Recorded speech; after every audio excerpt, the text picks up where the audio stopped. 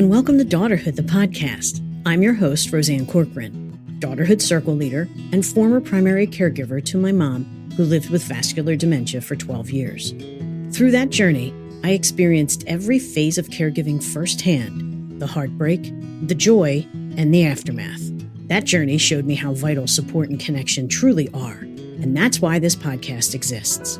No matter where you are in your caregiving journey, I'm so glad you found us, because caregiving is far too much to do alone.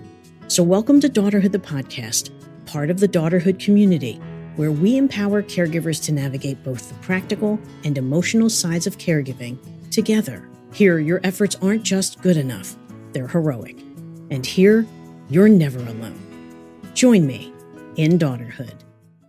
Before we dive in, I just want to share a quick note. This podcast is part of the Whole Care Network. The conversations you'll hear are here to inform and inspire, but they're not a substitute for professional advice. The views you'll hear are those of the host and guests and may not always reflect those of the Whole Care Network. If you have medical questions, please talk with your doctor, and for legal advice, check in with your attorney. I'm so glad you're here. Jerri Danielle McElroy is a full-time family caregiver to her father, a disabled Air Force veteran living with dementia who requires full care. She created First Care for Me to encourage family caregivers to prioritize self-preservation for their own health and well-being, and she's a former care fellow with Caring Across Generations. Jerri is also a mother, grandmother, author of more than 10 books, business owner, entrepreneur, and minister. She is a powerful advocate for women caregivers of color. In this episode, Jerri shares her caregiving journey and highlights how caregiving touches every part of our lives, from managing overwhelming medical duties and advocating for a loved one to caring for a parent whom you may have had a challenging relationship with, and the role empathy and self-care play along the way. I think you'll see yourself in her story, and the strategies she shares can help you find your own balance. I hope you enjoy our conversation. Family caregivers juggle so many things: work, family, having to pivot quickly when things change. I mean, the list goes on and on. Jerri, you live with your father and provide full care for him. What helped you manage the responsibilities and find balance? So, even as you said, Jerri, you live with your father, I had to take a deep breath because, yes. And that there is the shift that happened 8 years ago for me. I was sandwiched. Of course, I'm a mother of 6, and 4 out of 6 of my children were still in the household when my father's health started to change and decline. And I tried to do rehab facilities and long-term care, and I watched him decline more in these facilities. He, developed a sacral wound on his behind, and he was just getting worse at the hands of supposedly the professionals, the healthcare professionals. And so after about 4 different facilities and experiences and hospital stays and just a lot, I finally, out of my 4, 2 more had moved out and a bedroom became available. And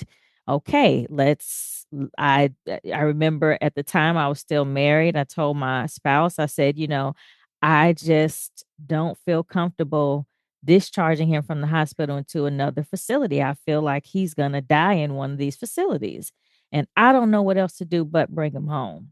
Right. So to look at, yes, I live with my dad, this was not the first choice. You know what I mean? Yes. I realized that he required an in-depth amount of care. And I was intimidated. I was ignorant to the processes. I was like a deer in headlights. Like, how am I going to do this? And at the same time, felt like I'm watching him decline at the hands of supposedly the healthcare professionals who are equipped and certified and degreed to take care of him. And they're failing. They're failing. And so in my head, I said, maybe just my love and being around family will encourage some type of healing and recovery that's just not available in these facilities. And that's all I had when I initially brought him home into our household. And to be honest, Roseanne, I stayed up more than 24 hours when I first brought him home because I was just trying to get everything situated. Like, how is this going to work? When I first brought him home, he was delivered to my house on a stretcher. Mm. Wow. The hospital was not expecting him to ever sit up or talk or do anything. They, used the word, he's at his base. There's nothing else we can do. Where do you want us to discharge him type thing. Mm-hmm. And they were wanting me to consult with hospice and palliative care. And for me as a family member, I just still saw life in his eyes. And I felt like no one, healthcare professionals, had really given enough attention or time to help him recover. Everybody was just band-aiding the conditions and the processes and just medicating him and like, okay, like prescribe another medication, put a band-aid on this. Okay, that's all I can do type thing. Mm-hmm. And so Well, what did he have? Did he have a stroke or so something? he had a mall seizure in Okay. April of 2018, and he had lost he had right side weakness. He had seizures that were just popping off, and after the mall seizure, they were cocktailing, that's the word they use, Right. cocktailing his meds, trying to see what mixture of seizure meds would calm his brain because his brain was seizing even when he looked functional and alert. Right. And so they were doing a lot of, scanning and stuff of his brain and just it was a lot. And so they found a combination of meds that were working and he was getting better, but then the neglect of the facilities, they weren't administering his meds like they were supposed to. Just little negligence was happening that would cause him to go right back to the hospital. Oh, And so gosh. with every hospital stay, he declined a little bit more. He Mm-hmm. was losing, cognitive strength. And so by the end of that year, after the mall seizure, he had started regaining his speech and everything. But with these other little hits that were happening throughout the year, by the time he was discharged, where I brought him home in 2018, the mall seizure happened in April of 2018. By September of 2018, I was bringing him home after 3 different facilities, to me, failed him and neglected him, and he was on a stretcher, unable to speak, connected to a feeding machine.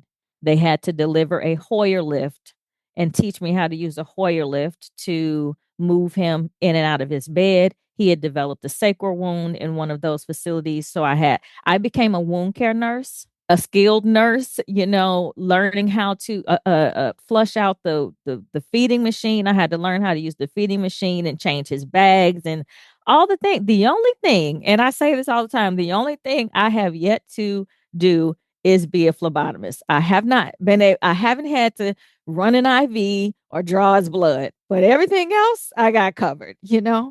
And it's amazing what they, as in the healthcare system, is okay putting on a caregiver, Yes. an unskilled, unprofessional family caregiver. You Mm-hmm. send me out the door with all the supplies, Yeah. extra bags for the feeding machine and everything. And I remember my saving grace has been other caregivers. Tell me about that.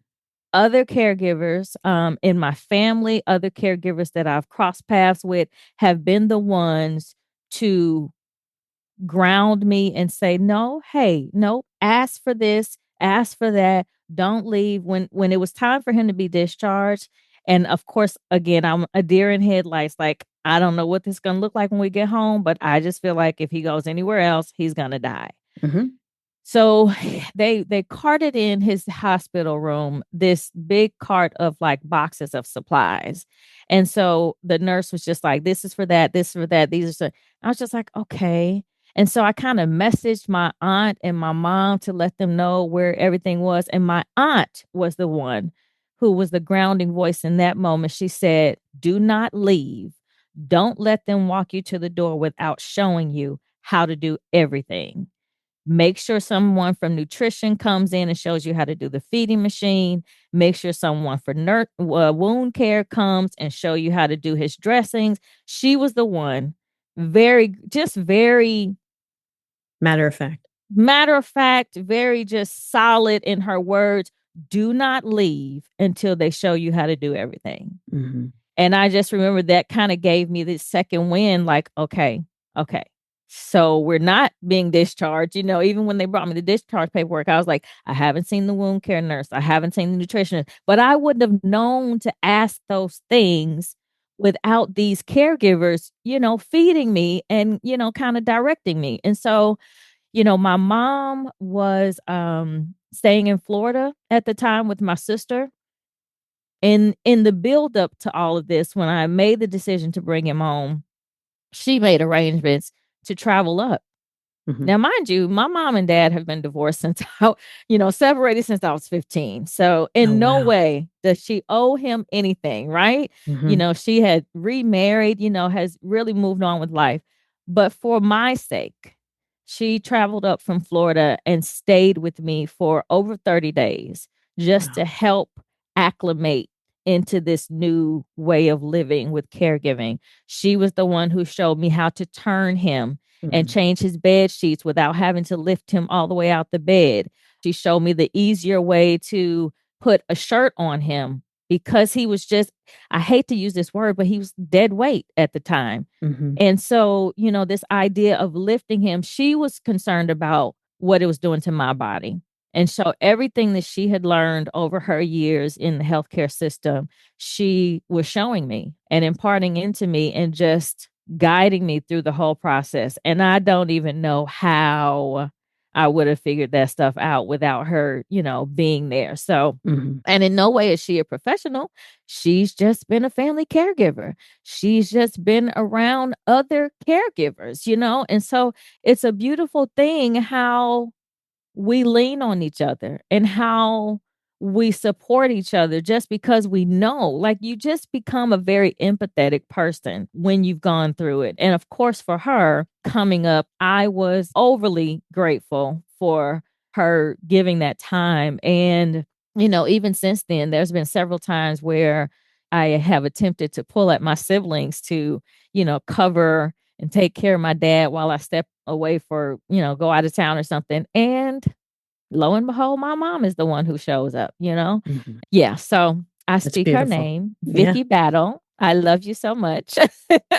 But yeah. that's So beautiful. that is how, when I think about where we are in care, is my dad at that place now? He's not, but he would still be considered level 3 care, meaning he is fully dependent on someone helping him to do everything. He cannot get up out the bed. He cannot dress himself. He can feed himself to an extent, but the food has to be brought to him, and it has to be, finger foods or something. He can't really manipulate utensils. And so he would still be considered level 3 care. Gotcha. You were working through this whole time? Mhm. Yeah. How'd that Yeah. go? How'd you manage that there, I Jerri? I didn't. I didn't. I didn't. And I embraced and accepted that things are gonna have to change. Even when I think about the burden, the heaviness, the weight of caregiving, I often correlate it to motherhood. Mhm. When I think about the sacrifices that mothers have to make to care for their children, it's very similar to caregiving. Mhm. And so I found myself making those same decisions like, okay, I don't have the capacity. I can't stretch myself across all of these different avenues. I just don't have the capacity. And this is for this season. Just like when my kids were little, I couldn't be all things to everybody. And so I have always spoken in seasons like this season will not allow me to do it all. So, what can I do? What makes sense? And so I remember in May of 2018, a month after his mall seizure, seeing how much his health had changed, knowing that he could not return to the personal care home where he was staying, that I needed to look at long-term care facilities. Now they're wanting me to go tour facilities and talk to all this stuff. And even then, I had several different administrative contracts going, and I sent a mass message to my clients and said, unfortunately, with the change in my dad's health, I am unable to fulfill these contracts. I am going to have to refer y'all to other people and, things like that. So I don't think I've ever been afraid of shifting because as a mother of 6, I've often had to shift, over the years. Mhm. And so that for me, I've always been in and out of the workforce because of my 6 children, Mhm. and just kind of, stayed in this contractor entrepreneur type, vein because that's just what fit. It was just easier to do.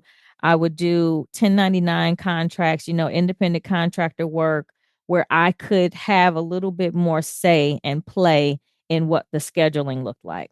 So basically, your life has been about pivoting and making it balance for you. Yep. So when these things come up, instead of, and I know not everybody can do this, but instead of being like, well, I have to do this way, and I have to, it's like you looked at it and said, I can't do that. Obviously, I still need to work. I still need to bring in some money. But what other thing can I do during this time? Yep. Tell me how you got to that. How did you see the long game in this? Um, when we think about our adult life is shaped by our childhood experiences, Mhm. I remember reflecting on my childhood and looking at the fact of how many times we moved around. So, of course, a part of my childhood experience is that my father, and a part of my history or my relationship with my father is that he fought with alcoholism and substance abuse for most of my life. And so, as a child, the alcoholism often led to there not being enough money in the household and we had to move. So there was a lot of movement that happened and readjustment. And so when I look at my strengths now to readjust, to be able to calm myself in high stress situations, I can reference things from my childhood and it now works in my favor where then it, was a disruption, having to move and resituate ourselves and everything. But now I see how it still shows up. Mhm. And so I look back at my childhood and I can see many things that show up now, but it shows up in a productive way. Isn't that interesting? Mhm. The stress and the chaos and the dysfunction of growing up in an alcoholic family Yep. actually worked. It's almost like, I don't want that. Mhm. So I'm gonna try to go this way to Yep. not be involved in that. Yeah. And to learn as I had children, as I started homeschooling, I started doing a lot of sourcing for myself to learn about learning styles and different developmental abilities and everything, because I wanted to make sure that they were all taking in information the best way that worked for them Sure. individually, each child. And so, but when we're learning about ourselves too, how we click, how we take in information. And so that was another piece that I discovered is growing up and everything that was happening. I had a little bit of OCD. And I think it was my way of controlling my atmosphere, as far as like how I would, organize my magazines and the posters in my room, like wherever my designated space was, that's the only space I had that I could control. Right. And so even coming into adulthood, just like we were saying, when chaos hits, I automatically look around like, how do I manage this? Right. And that's always where my mind goes, which is why I was saying when I first brought him home, I was up 24 hours. I remember I never went to sleep that night. I literally had notepads and post-its because I was jotting down like his scheduling for how many times he needed to be rotated, what meds need to be dispersed, when do I need to change the feeding machine or change the bag. Like I needed to make sense of all of what was dumped in my lap. And it's interesting when I spoke with Becca Dietrich about caregiving, and she said they used a whiteboard for her father because he had so many things. Yeah. And you have notepads and lists Poster and boards. I poster have poster boards. boards. Yep. And Mhm. it's a very interesting thing to bring that type of organization into caregiving. And I think we get caught in the I'm just running errands for my mother. I'm just Mhm. taking my dad to this and I'm just but it's all things that are happening alongside your own life. Yeah. And we Yeah. have to be able to bring that type of strategies Yes. into this Yeah. while we're pivoting. Right. Because that's the to me, and I know everybody is different, but to me, that is the only way to stay sane. Yeah, and tell me a little, what do you say to people that are in this position of, I feel like my life has made a hard left Yeah. and I can't find my footing in this. I can't Yeah. find the balance. Yeah. What do you say to them? My first thing is to extend empathy first. Like, I get it. I overstand. Breathe. Okay, let's breathe. Mhm. Cry if you need to, let the tears come. I think sometimes we have so much bottled up emotion that it causes confusion, it causes paralysis. Yes. People don't realize that holistically, you just can't think straight. I mean, we throw that out there like I can't think straight. We really can't, No. especially when we have not screamed or threw a rock across the whatever we need to get the energy out first. We need to release the emotion first before we can clearly think through a plan or some steps or anything like that. And so usually what I've experienced is that when I actually say breathe and they take a breath, tears fall or they get red in the face because they haven't given themselves the opportunity to breathe or to cry or whatever the stop needs to be. Mhm.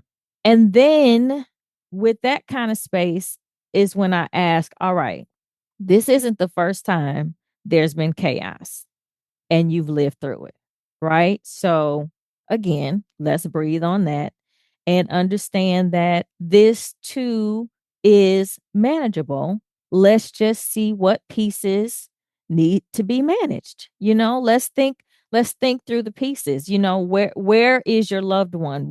Where are they in their condition? Where are they in their independence or codependent? Like what let's talk through the pieces and see what needs to happen in this season. And then I also a lot of times will talk about what they could possibly do to plan ahead because we know that there may be some decline.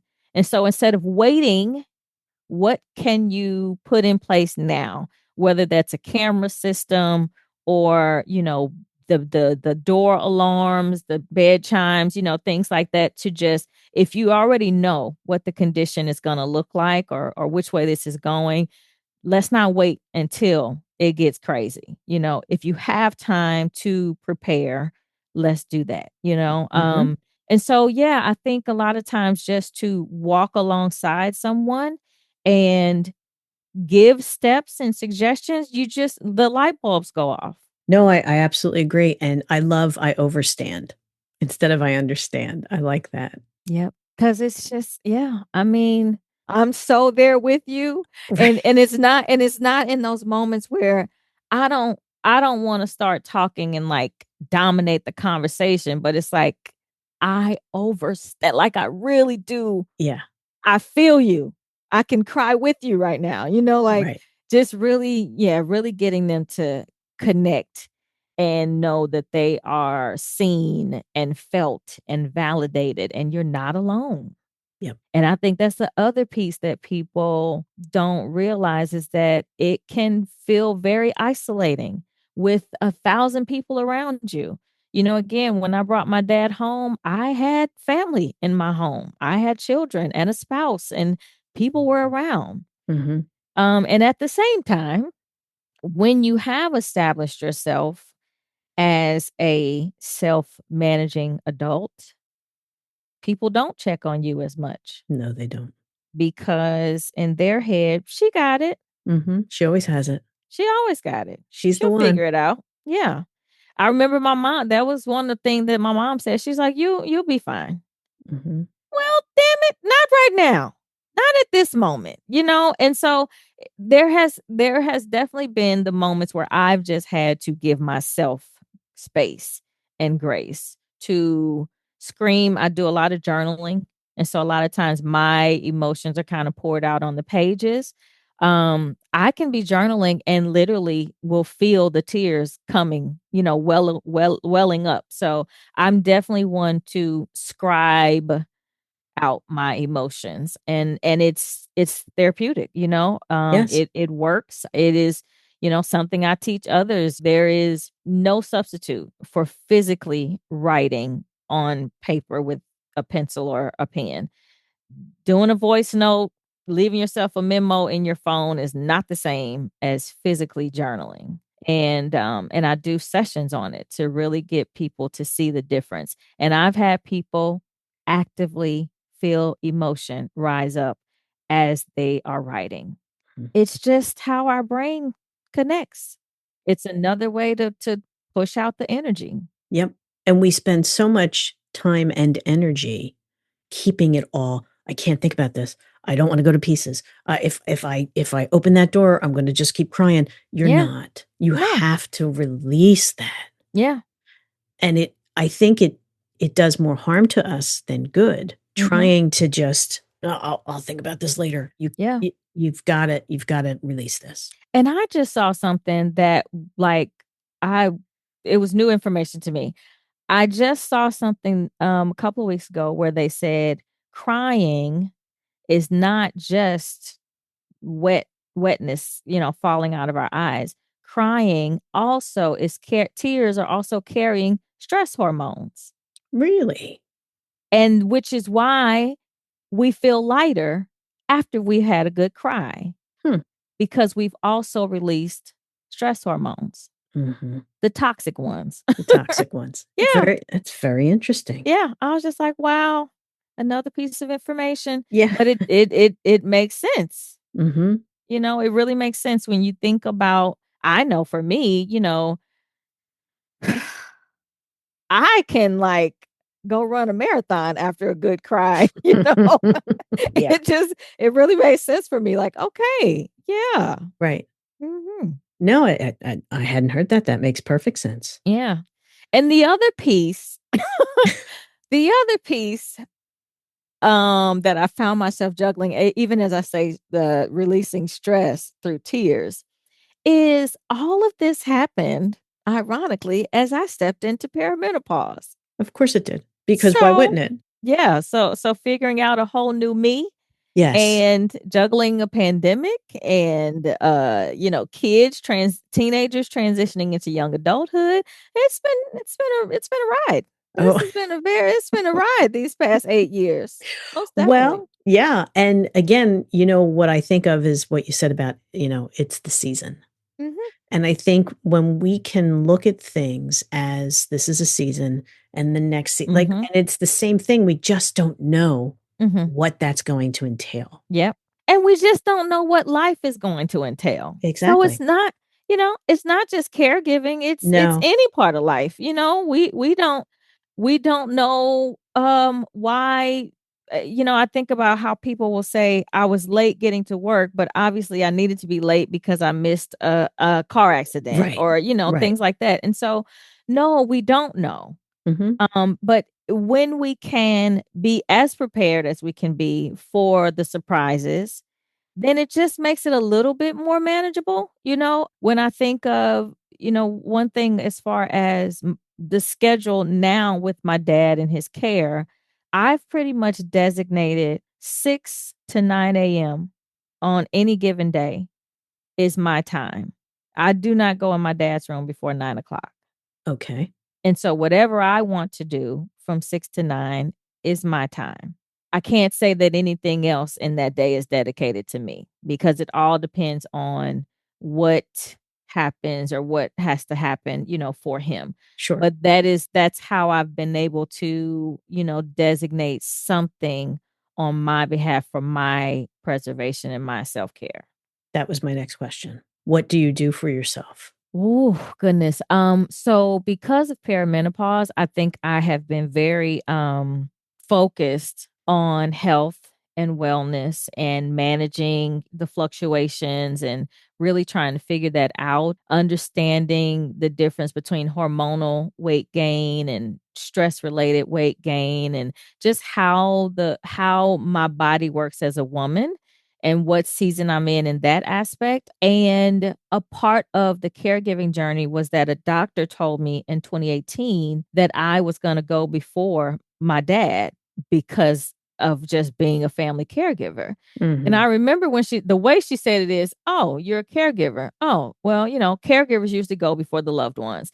And she said it so nonchalantly, but for me, it stuck and made self-preservation priority in my life at the beginning of our caregiving journey. And so I've always been very adamant about I'm not going to allow my body to break down. I'm not going to lose my mind in this caregiving journey. Mhm. And so I think that has also been grounding for me as far as the situations that have occurred where my dad has been misdiagnosed or mishandled or neglected, or one thing led to something else as far as his care not being handled well.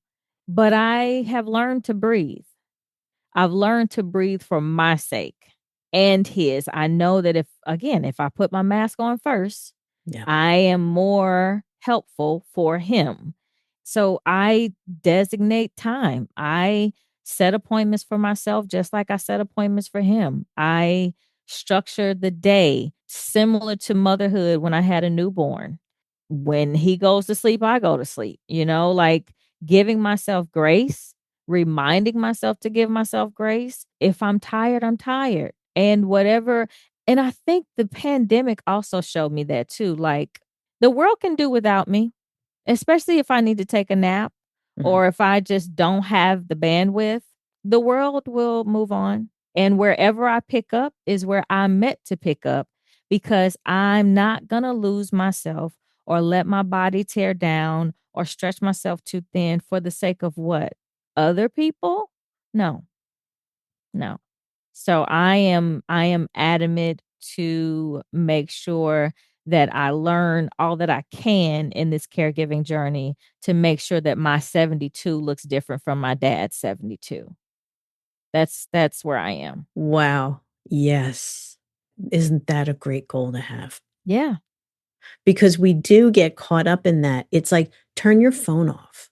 Obviously, now, if you are providing care and they're not living with you, Mhm. that's different. That That's looks different. different. Yeah. But there's different things that you can do when it comes to other people also impeding in your life, on Yeah, your time. for sure. So we all have a way to set different ringtones. I had ringtones for everybody in my life so that Mhm. I knew what was going to be what's an emergency and what is the I'm not picking up that phone. Yeah.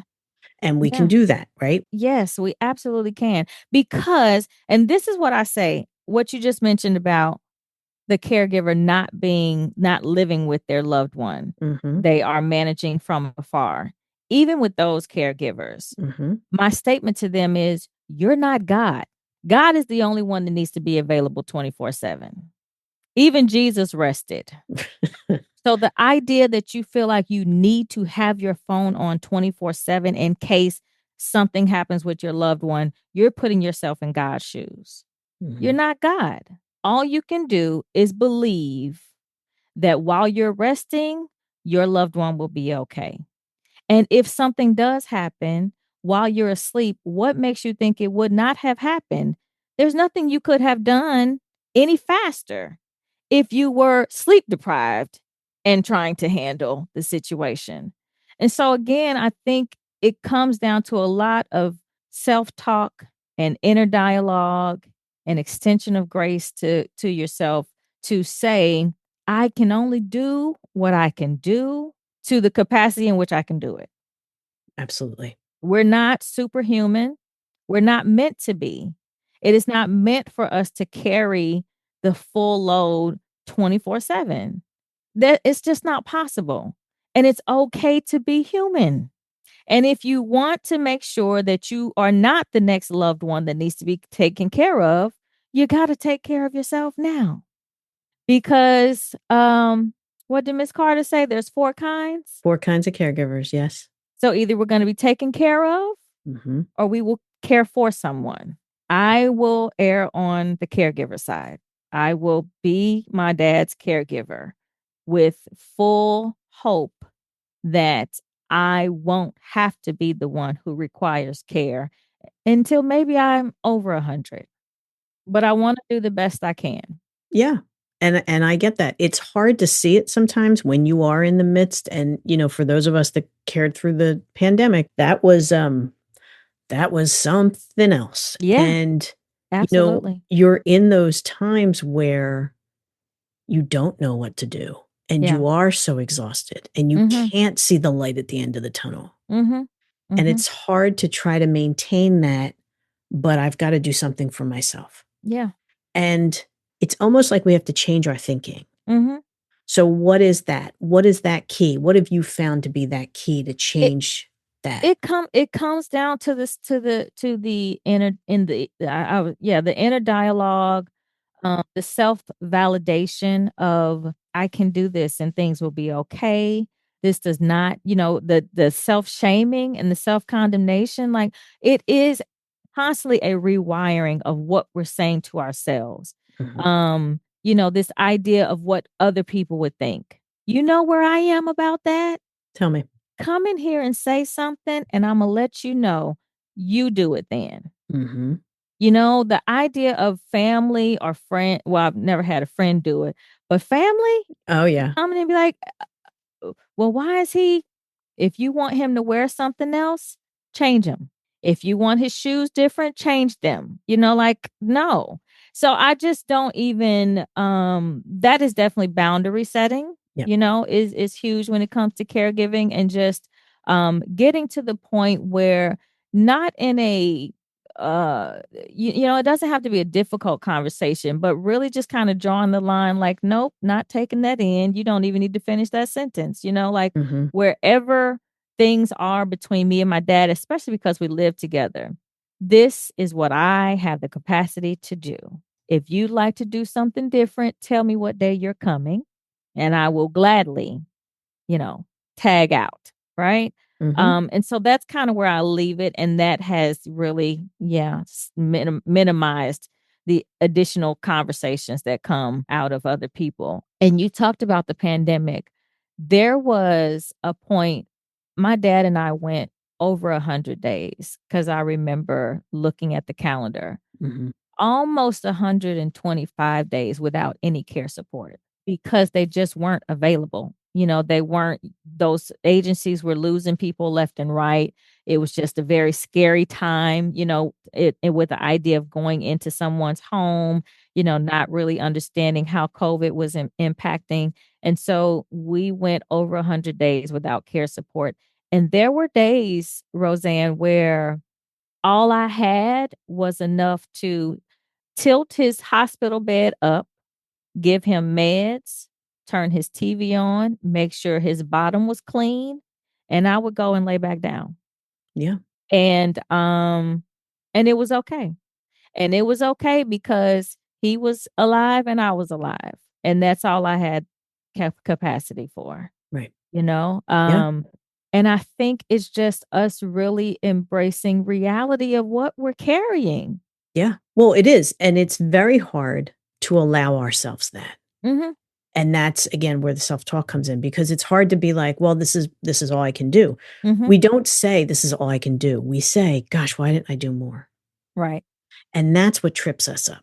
And this is it, again, for me, it's the same grace and care that we remind mothers to give themselves when they bring home a newborn. Right. What do we tell them? When your baby is asleep, you sleep. Your body is recovering. If all you can do is just change them, make sure they're dry, go rest yourself, recover. That is what was happening during the pandemic because again, in our walk and our caregiver journey, I was lifting him. He's not the size of a newborn, right?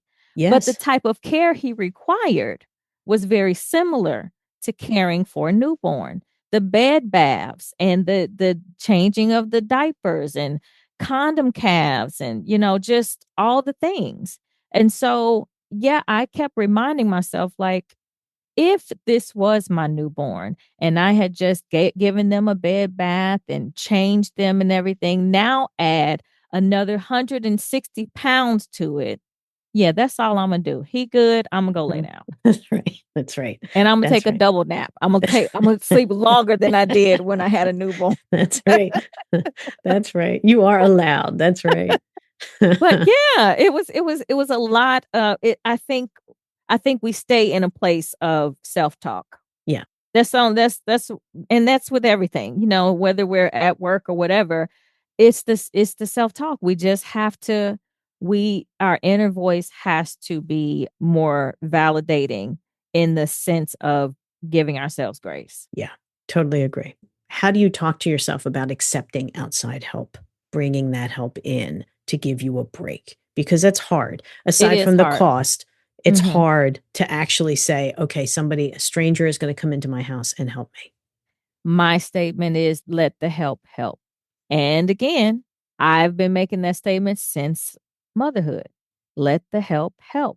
I remember my season of being super mom and trying to do it all, homeschooling and, trying to make sure they had extracurriculars and the laundry and all of that. And I didn't want anybody else to fold the laundry because this is how I want my towels folded. And even then I was like, had several meltdowns, several crying spells of just feeling like the load was too heavy. And I remember, still small voice, saying, let the help help. It may not be the way you fold towels, but do you want somebody else to fold towels or do you want to continue carrying the burden of trying to get to the towels when you have 1,000 other things to do? And so let the help help. And that is what it has been with our journey with caregivers coming in. I was a stickler and, would say, do it this way. And when you give them a bath, make sure it's this way. And then I had a lot of turnover because it took me understanding that they don't get paid much. And the idea of coming in and handling a level 3 client, you just don't get paid enough to do what he's required, what kind of care he needs. It's really unfair. And so the more I understood, again, empathy, the more I understood the aspect from their side of things that you could be getting paid $10 an hour to come in and prepare somebody's meal and then sit with them and watch a game show, or the same $10 an hour to come in for a bedbound client like my dad at the time, where you're turning him, you're being asked to give him a bed bath, to change out his condom cath and empty a urinal and put on disposables. He can't help you dress him. He can't help you feed him. Like drastic differences from one client to the next, and you make the same money? What? Yep. And so I just started really doing a introduction meeting with the paid caregivers every time we had a new paid caregiver, and I would go over what he required, and then we would have a conversation on with the time that you're being allotted for him, what do you have the capacity to do? What is your comfort level? And we would work out a plan together. Now, were there still people who were negligent and just didn't fit the bill? Of course. But overall, it became a lot more helpful for them to kind of come in and know and be given the opportunity to make a sound decision on their end. Like, am I skilled enough? Some of them were not skilled, did not know how to use a Hoyer lift, had never heard of a Hoyer lift, Mm. didn't know what a Hemi walker was, and so wasn't comfortable changing a condom cath, just different things. And so that really became a helpful tool for me as a caregiver, making decisions and then also understanding they get to make a decision too. So let's put it all out on the table. Before I introduce you to my dad, let's talk about what he requires. And then let me give you the opportunity to determine is this something that fits the script for you? And so that idea of just really seeing people for as people, first of all, you're not just hired help. You are a person with a body that you need to take care of as well. And I don't know what you're making. I can Google and see what the average is, but I don't know what you're making. And I really just got to a point where I felt like fair is fair. Yeah. And so let me be as transparent as I can about what he requires. And you make the decision on if you can take this on or not. Do you have an empathy tattoo? I don't, but that is definitely the theme of our caregiving journey. Yeah. Um, God has shown me through the eyes of everybody, from the doctors to the assistants in the residential facilities that he's been at, the rehab facilities, because again, you come in one role. I come in as the daughter wanting to spend time with my dad. It was like 11 o'clock mid morning. He Mhm. was still in the bed, undressed, had not been touched for the day. But for some reason, the still small voice said, look at what the tech is doing. And this particular day, the tech that was assigned to his wing had the full wing of people for herself. So it was over 15 people that she was required to get up, get dressed, showers for some of them, whatever they needed, and all of that. And I was just like, whoa. So she was still down at the other end of the wing. And I was like, it'll be 1 o'clock before she gets to my dad. Oh, And yeah. so I remember just kind of leaning out. When I came in, I was angry, but then to observe what she was responsible for, I leaned out and I was like, hey, you can take him off your list. I'll get him up and get him going. Mhm. And I just remember her whole demeanor changing because you could tell she was on defense. She was so used to family members yelling at her, or being upset that, their family members hadn't been addressed or cared for or whatever. She had over 15 people. It's impossible. I don't know when her shift started. I think her shift started at 8. But to think of, I know how much time it takes Yeah. to get a wash up, a bath, or whatever for my dad. And you got a whole hallway of people to do this for. And then had to prioritize, like for the ones who had appointments for dialysis, like she had to rush and get them going first and then circle back. It was unreal, unreal. And again, I don't know how much she was making, but I just remember, yeah, it's been very insightful, Mhm. this whole journey, to really just stop and look from other people's lenses. Mhm.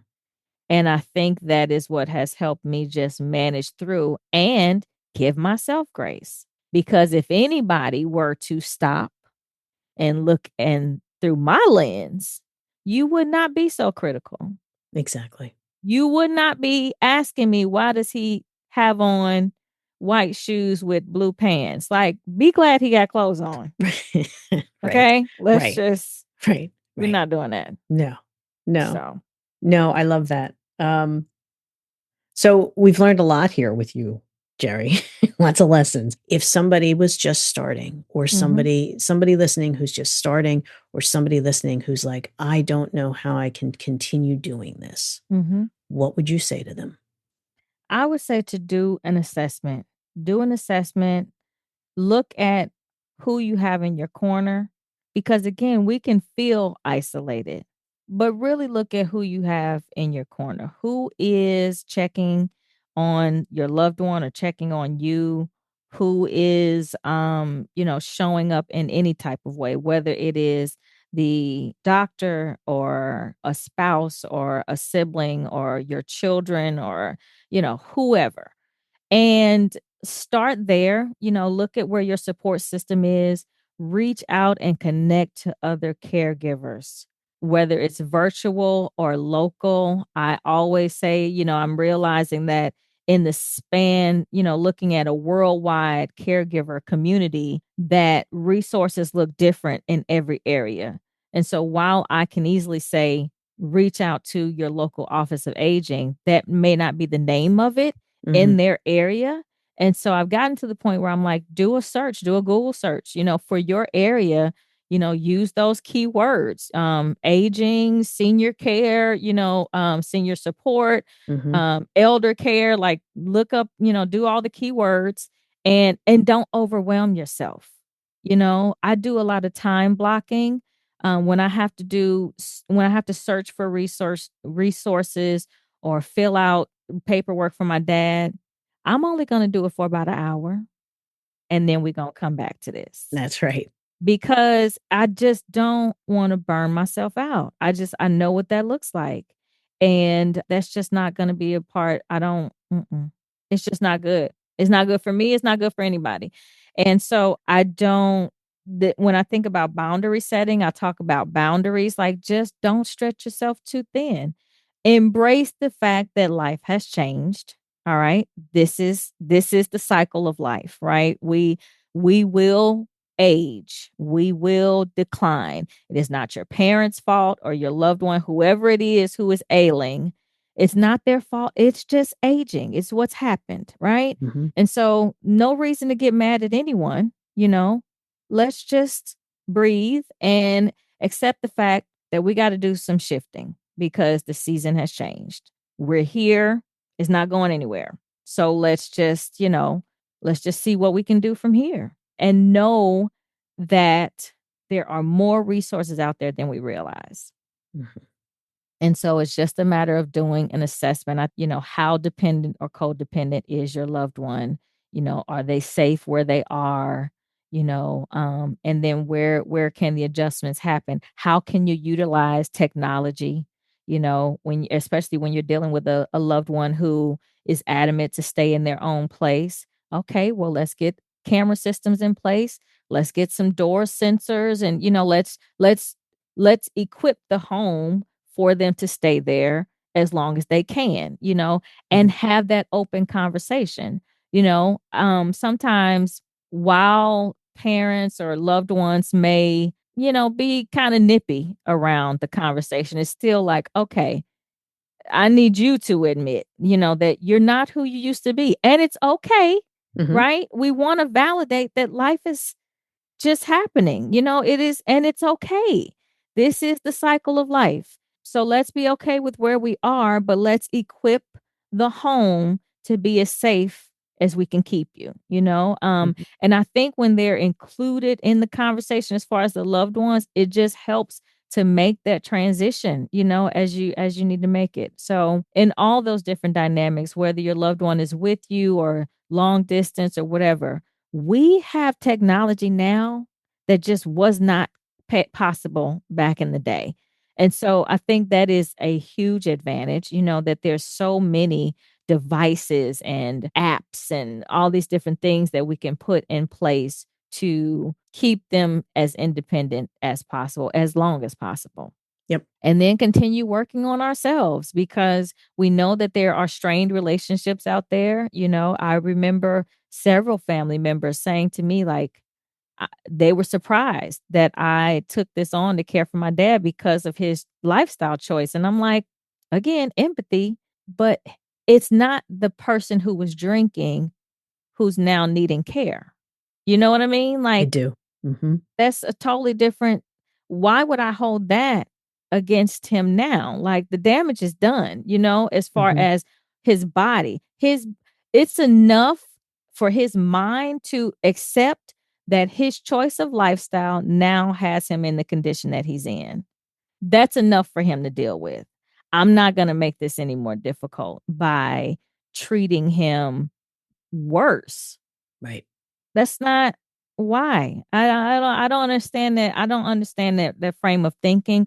However, I do know that people still grapple with family tension and family breakdown and all of that. And so the only thing I can say on behalf of that, because I am a counselor and a grief counselor and everything, the only thing I can say to that is that we have to still keep working on ourselves as well to, again, deal with and face whatever our traumas or dysfunction is and how it is showing up in our lives. Because to me, if you are challenged with the idea of having to care for someone because of past issues, then that is something that you haven't done the work on. A big thank you to Jerri McElroy for being my guest today.